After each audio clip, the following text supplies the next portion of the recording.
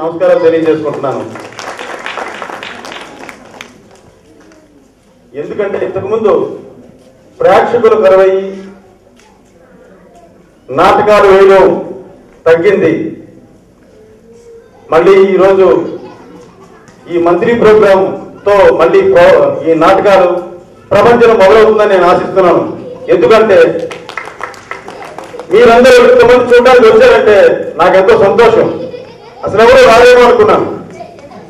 నాటకాలు చూసేవాళ్ళు ఆదరణ కూడా కరువైపోతున్న ఈ రోజుల్లో నాటకాన్ని ప్రోత్సహించడానికి పోషించడానికి వచ్చిన మీ అందరికీ ప్రత్యేకంగా కృతజ్ఞతాభివందనం తెలియజేసుకుంటున్నాను. అదేవిధంగా ఈ నాటకం ఇక్కడ ప్రదర్శించడానికి ముఖ్య కారకులైనటి మన బిహెచ్ఎల్ కార్యనిర్వాహక సభ్యులు, సెక్రటరీస్, వారందరికీ ప్రత్యేకంగా ధన్యవాదాలు. అదేవిధంగా అమ్మ నన్ను క్షమించు అను ఈ నాటిక రాసిన రుద్రపాటి లింగమయ్య గారికి ప్రత్యేకంగా అభినందనలు తెలియజేసుకుంటున్నాను. ఎందుకంటే రిటైర్ అయిపోయిన తర్వాత నా తోటి సీనియర్ కళాకారులు చాలా మంది నిశ్శబ్దంగా నీరసంగా నాటకాలు ప్రదర్శించడం, నాటకాలు వేద్దామని ఆ యొక్క అభిలాష ఏమి కనిపించకుండా రిటైర్ అయిపోయిన తర్వాత ఖాళీగా ఉండి మరి ఎలా టైంపాస్ చేస్తున్నారో నాకు తెలీదు. మా లింగమయ్య గారు మాత్రం రిటైర్ అయిన తర్వాత కూడా నాటకం మీద ఉన్న అభిమానంతో ఆయన రచించి ఆయన దర్శకత్వం వహించి ప్రదర్శనకు కూరుకున్నారు. ఆయనకి ప్రత్యేక అభివందనములు. ఎందుకంటే ఒక నాటకం వెయ్యాలంటే ఎన్ని కష్టాలు పడాలో నాకు బాగా తెలుసు. నేను కూడా నాటకాలు వేసి వచ్చిన వాడిని. శ్రీకళా నిలయం సభ్యులు నేను. శ్రీకళా నిలయం తరఫున మేము ఎన్నో నాటకాలు ఊరూరా ప్రదర్శించాం. అయితే ఇప్పుడు అది చాలా కష్టతరం అయిపోయిన పల్లిగా అందరూ భావిస్తున్నారు. మన సార్ అవాయిద్దాం, చెప్పండి అవాయిద్దాం సార్ గారు. మహాశైలకు నా నమస్సుమాంజలి. వేదిక నాంచిన పెద్దలు, మన కళాంతని ముందు పెట్టిన ప్రసాద్ గారు, ఎన్ మధుసూదన్ గారు, తర్వాత మన community central general secretary CH Sunil గారు, మన ఈ సభకి అధ్యక్షులైన నరేంద్ర రెడ్డి గారు, కల్చరల్ సెక్రటరీ, పత్రికా విలేకరులకు అందరికీ నా కళాభివందనాలు. నాకు ఈరోజు చాలా సంతోషంగా ఉంది. ఈ మన బిహెచ్ఎల్ ఈ నెలవారీ నాటక పోటీలు ప్రారంభించడం, ఈ నాటకానికి ఎంతమంది జనం రావడం చాలా సంతోషదాయకము. చెప్పండి. అలాగే ప్రోత్సాహక బహుమతి అందజేసిగా కమిషన్ ఉపాధ్యక్షులు శ్రీఎం ధనంజయరావు గారు కోరారు. ప్రోత్సాహక బహుమతి చెప్పడంతో మీరు ప్రోత్సహిస్తే దానికి విలువ ఉండదు.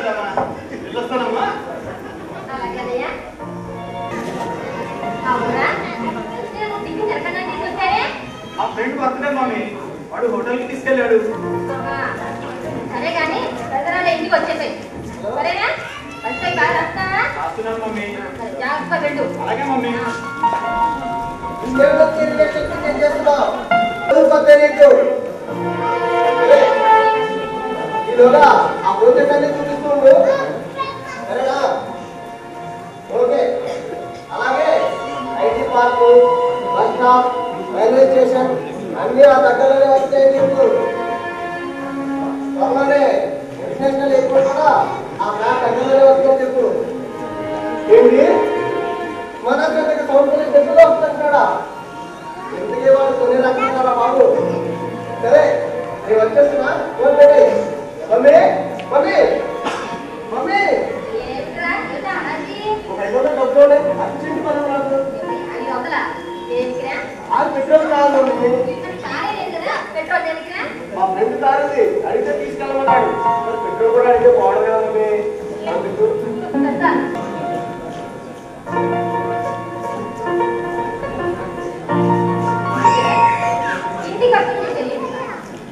ఏం చేస్తున్నావు ఏమో కానీ రూపాయి కూడా ఎక్కి తేవట్లేదు. ఇంకా పైన ఇంటి పని చూపించుకోవాలి. అమ్మా బిజినెస్ ఖర్చులంటే ముందు మనం ఖర్చు పెడితే తర్వాత డబ్బులు వస్తాయి తెలుసా? నేను మాట్లాడేది లెక్కింపు తగ్గుతుంది కాదు. కానీ పెట్టే పెట్టుబడైనా పోతుందా? వస్తాయి సరే వస్తామమ్మా.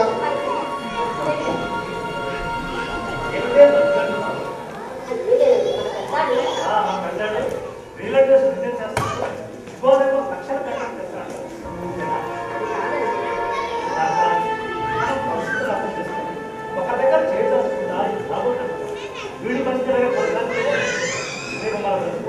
కాదు ఇక నుంచి నీకు ఏమైనా కావాలంటే మీ నాన్నగారు అక్కడ నన్ను అడగదు లేదు ఉంటాను. వాడు నిన్నటి కాడా వాడు ఎవరికి డబ్బులే కదా ఏ రాయలు సరేనా?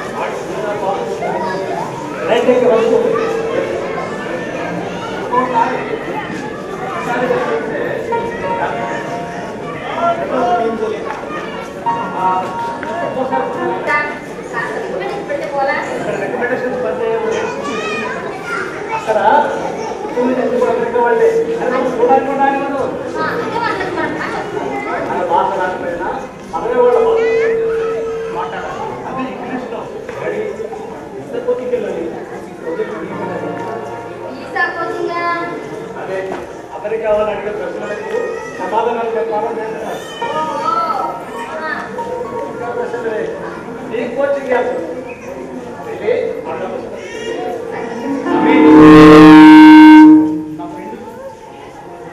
పార్టీ వాళ్ళు శాంత వాడు పాస్ అయిన సంతోషంలో ఉన్నాడు. వాడు ఏం చెప్తున్నా అర్థం కాదు. ఆ చెప్తే నిజం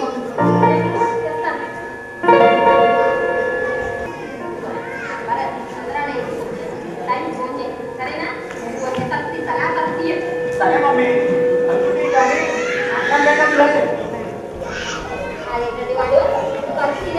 పెట్టట్లేదు. వాడే పాటిస్తుంటే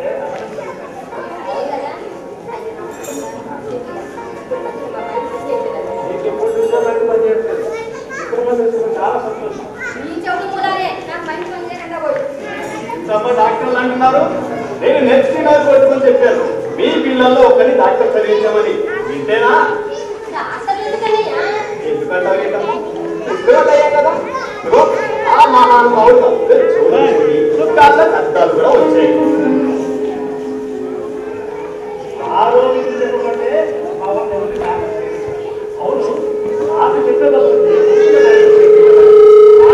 డాక్టర్ చదివించడము నువ్వు అన్నంత తెలియగా తెలుసా? డాక్టర్ చదివించాలంటే ఓళ్ళంటే కావాలి. అన్ని పాస్ అవ్వాలంటే 29 ఏళ్ళు ఆగాలి. అప్పుడు పెళ్లి చేయాలి. సరే అన్ని ఉన్నా లక్షలు వాటికి కష్టం. ఇంత ఎందుకని తెలుగు మీడియం మొదలు వేసి ఏడాది తిరగకముందే పెళ్లి చేసి పంపించారు. ఏడాది తిరగకముందే తాతయ్య చేయొచ్చు. పిల్లలు పెళ్లి ఎప్పుడు చేస్తావు?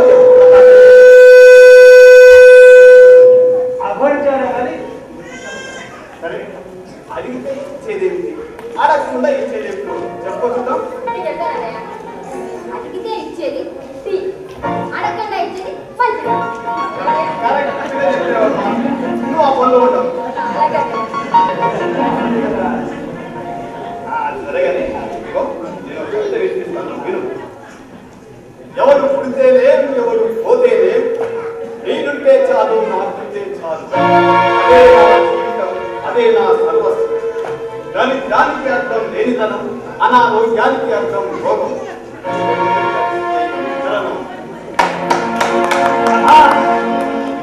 చాలా బాగా చెప్పారు.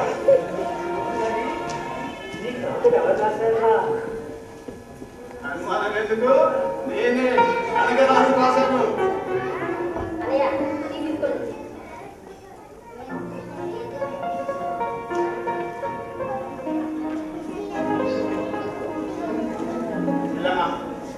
చాలా బాగుంది. నువ్వు బాగా మా చిల్లమ్మ మంచి కథ. మనిషిని మనిషిగా చూసిన వాడే మనిషి. మనిషిని మనితో చూసిన వాడు కాదు మనిషి. మనిషి అంటే మనిషి ఉండాలి, అది మంచిదై ఉండాలి.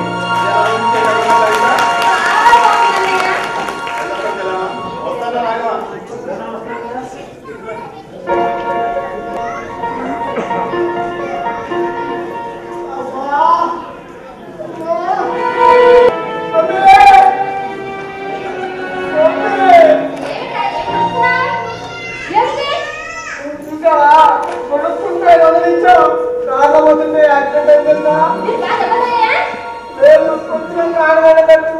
కాకపోతే కారే రావడమే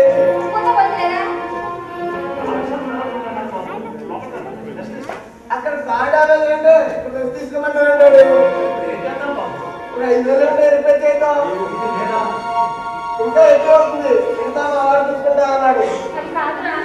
ఎలాగైనా చూసి మమ్మీ అక్కడ ఇస్తానని చెప్పొచ్చాము. లేకపోతే నా మాట చెప్పి త్వరగా చూడు మమ్మీ. వాడికి తెలిసినా కదా, నేను తెలుగులోనే చెప్పాను.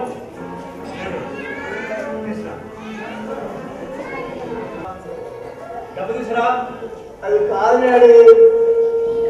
డబ్బు తీసుకో. చూడు బాబు, తల్లిదండ్రులు మంచి చెప్తే అవి పిల్లలకు శబ్దార్థాలుగా మాట్లాడేది ఇప్పుడు నువ్వు చెబితేనే తెలిసింది. వెళ్ళు, ఇప్పుడు ఇలా ధ్యానం పెట్టినా.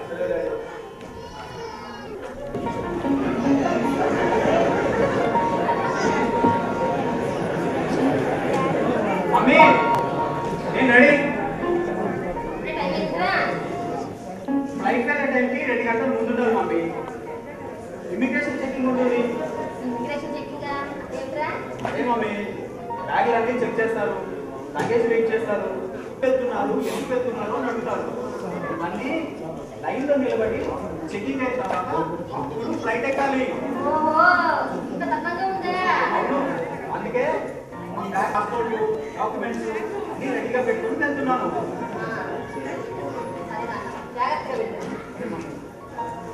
మీకోసమని పచ్చళ్ళు, కిరాణా సామాను అన్ని సర్ది పెట్టారు. జాగ్రత్తగా వాడు, సరేనా? వెళ్ళగానే ఫోన్ చేయడానికి. ఇక్కడ పచ్చడి తినరు, ఎయిర్పోర్ట్ లో చెక్ చేసి పక్కన పెట్టేస్తారు. పెట్టే వల్ల ఉండదు. ఎక్కడ రెడీ రేవా? 2 గంటలంటే 3 గంటల ముందే రెడీ అవ్వాలి. మరి ఉండేది హైదరాబాద్లో ట్రాఫిక్ జామ్ గురించి తెలియదేమో లేదు. సరే అన్నయ్య. సరే ఆ బ్యాంక్ లేవు నువ్వు పద. నువ్వు బాగా చదివి మన దేశానికి మంచి పేరు తీసుకున్నావు.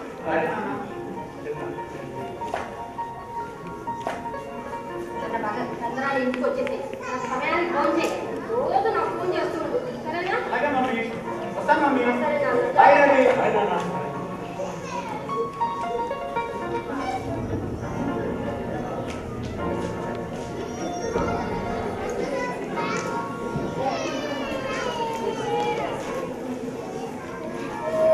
అవునండి.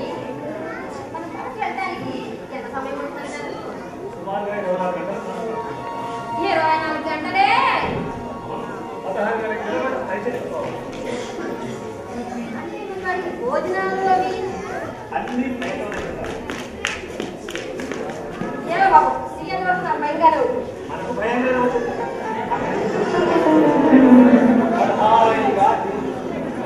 వాడికి ఏమి కావాలన్నా వాడికి పుట్టినప్పటికీ ఉంటాయి తెలుసా? నేను అది ఆలోచిస్తున్నా. ఏంటన్నయ్య?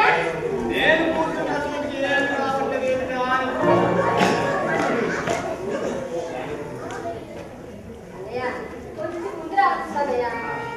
అది తెలిసే వస్తున్నానమ్మా. చెప్తే అమెరికా బయలుదేరేశాడు. నేను ముందు రావాల్సిన వాడు ఇంటికి నాటుకుంటాను. ఏం లేదు రాఘవ. ఈ మధ్య కాస్త మతిమరుపు ఎక్కువైంది. అది ఒకందుకు మంచుకోలేరా? అది సరేలే. కానీ చేసి పంపించారా? మా అన్నీ చేసి పంపించానన్నయ్య. మరి అందులో నాకు ఇష్టమైన కొన్ని ఉంటాయి కదమ్మా. అన్నయ్య లడ్డు ఎవరు? తీసుకురా. అలవాటు నుంచి తెలిసిన వాడివి నువ్వు ఒక్కడవేనా? నీ రుణం ఎలా తీసుకుంటానో ఏమో. అవునరా, ఎలా తీసుకుంటాయో కాలం ఏంటంటే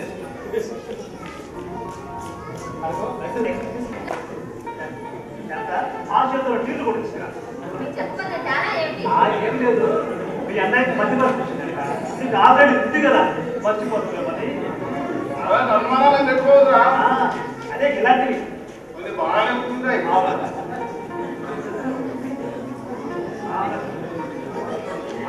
వెళ్ళమ్మా. మంచిది మంచిది.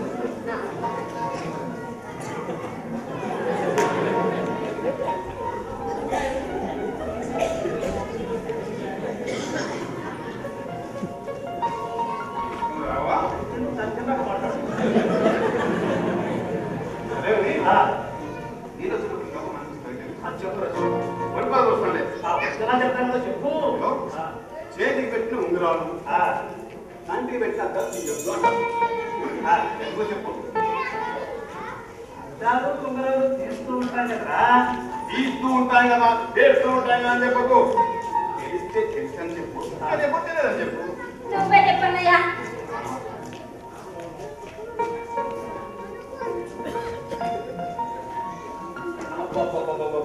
చెప్పలేక చస్తున్నాను అనుకో. ఇది కూడా తెలియదా? అద్దాలు తీస్తే ఏమి కనపడదు కదా. నిజమే కదా?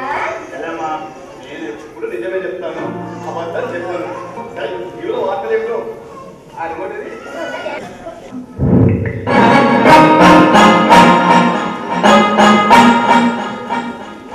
వార్తల్లోని ముఖ్యాంశాలు మరొకసారి. ఆంధ్రాలో ఇటీవల హుదూద్ తుఫాను కారణంగా పంటలు ఆస్తి నష్టం భారీగా జరుగుతున్నట్లు అధికారులు పోగొట్టాం. తల్లిదండ్రులకు ప్రాణభయం పెరిగిందని ఓ తండ్రి వేదన వ్యక్తం చేశాడు.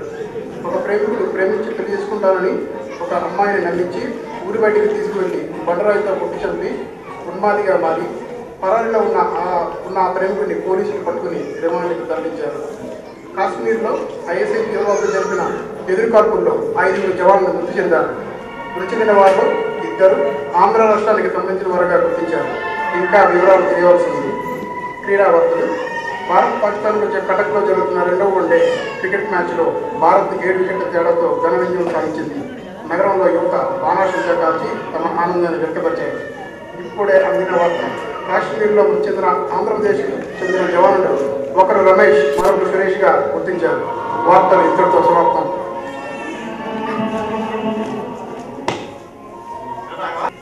అదే అన్నయ్య వార్తలు.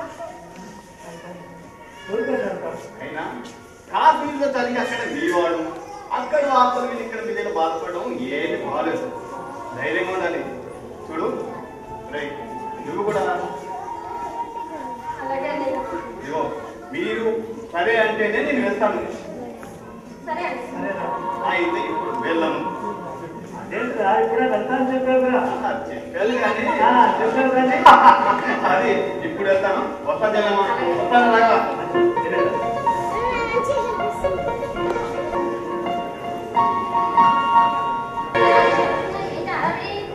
ఇంట్లో అన్ని పనులు చేసుకోలేకపోతున్నారు కదా, అందుకని పని తీసుకొచ్చాను. రాజుగా ఇలా రా. మా మమ్మీ మా డాడీ దండాలమ్మ గారు, దండాలయ్య గారు, ఒరేయ్, నాకు పని మనిషి ఎందుకురా? అక్కమ్మ గారు, నాకు ముందు వెనక ఎవ్వరూ లేరు. జగన్బాబు గారు పండు పెట్టుకుంటానంటే ఎంతో ఆశతో వచ్చాను. మా దగ్గర వాళ్ళు ఏమంటారు? నాకేమీ కదయ్యా, మీరు పని ఇస్తే చాలు. ఏంటి అనుకుని తినడం మన గొప్పగా పని ఉన్న రోజు తిని లేని రోజు పట్టుకుంటున్నాను. నీకు ఎవరు ఇప్పుడు మీరు పని ఇస్తే ఇంత అందంగా ఆశతో ఉన్నాను. ఎవరు లేరా? ప్రమాదంగా నాకు ఎవరూ లేరయ్యా. దొరికినప్పుడు తిని ఆ రాముడి గుడి దగ్గర చదవాల్సుకుంటున్నాను. అంటే ఏమీ లేదయ్యా, మీరు ఇప్పుడు పొమ్మనకపోతే ఇంత తిని రాము దగ్గర పడుతాను. మమ్మీ మీరు ఏమంటారు? పోనీ లేరా, ఏదో బీదాల్లో ఉన్నాడురా. మరి ఇప్పుడు అలాగే ఉంటాడు. పని దొరికితే ఇంట్లో ఉంటాడు. అయ్యగారు, అతి వేరే నటించుకో. చెప్పిన పని చేయి. ఏదైనా తప్పు జరిగిందంటూ 4 నెలలు లోపల ఇస్తా, తెలిసిందా? అలాగే అయ్యగారు. మమ్మీ మీకు ఏది కావాలన్నా వాటితో చెప్పి చేయించుకోండి. డాడీ మీరు కూడా. నీ పేరేమన్నావు? నా పేరు రాజుగారయ్యా. రాజుగారా? అలా ఉంటుంది. రాజీ రాజే ఏదో ఒకటి ఉండాలి కదా. మా అమ్మ నాయన రాజుగారి పిలిచేవాళ్ళు.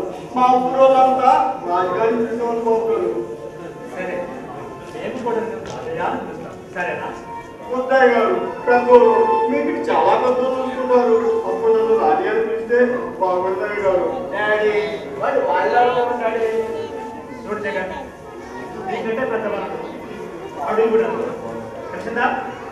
రాజయ్య అమ్మకి పిల్లకేను రాజయ్య గారు, రాజయ్య రా రాజయ్య.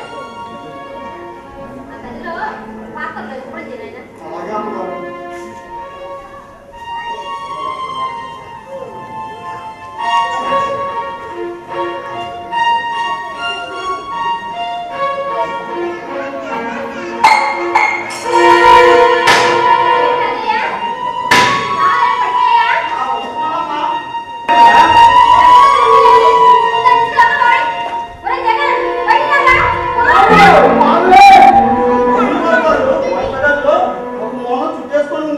అమ్మగారు పొరపాటున వెళ్ళుంటే పెద్ద ప్రమాదం జరిగేది. అలాగే అమ్మగారు.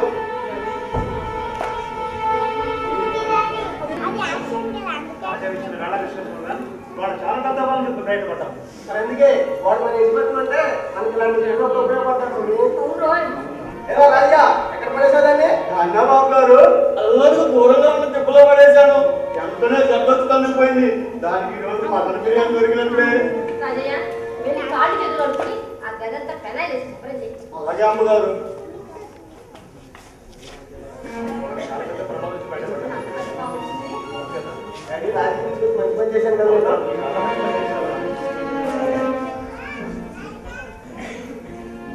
రాజయ్య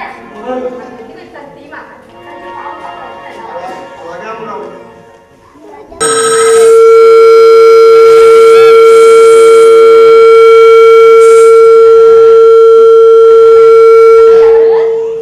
హలో మమ్మీ, నేను భరత్ మాట్లాడుతున్నాను. బాగున్నాను మమ్మీ. డాడీ అన్నయ్య బాగున్నారా?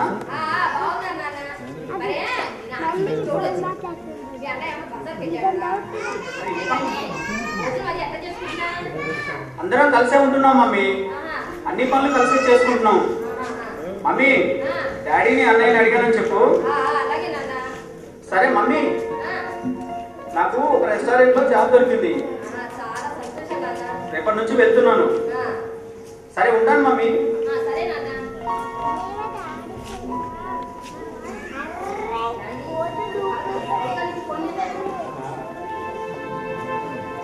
మరి